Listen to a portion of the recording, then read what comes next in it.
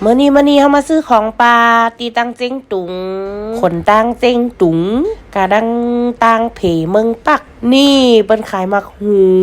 ซื้อจังยามกินมักหูเมื่อนั้นเมื่อลูกอ่อนน่ะเนาะปลาก๊อกน้อยๆกะกะวิดมาหูอีนะป้านได้2 เหงหาว่าชัวส่วนหมดสมนี่ก็ฮือมาหูมาได้ถามเหมือนกันก็เยอะอยู่หิมกันก็โหตุซิพุสตุซิพุสตูซีซื้อผึ่งมาเกินโอ้ยตีว่าตูซีซื้อผึ่งมาเกินอีกก็ยังมาว่าจากออกสบไปกำโลก็เฮ็ดผึ่งกันน่ะนี่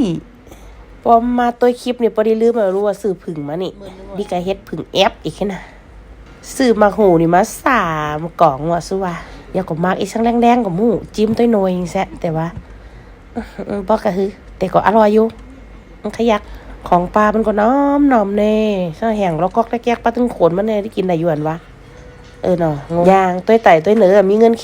มีเงินมันมากา30,000ว่ะ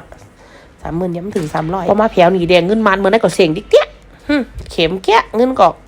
เงินไทยก็เปิ้นเอาอยู่แซ่บ่ปั่นแบงค์100ก็แต่ว่าแบงค์500แบงค์1,000เปิ้นมีทอนยางกายางมากขึ้นมาหันโตอีสังหอ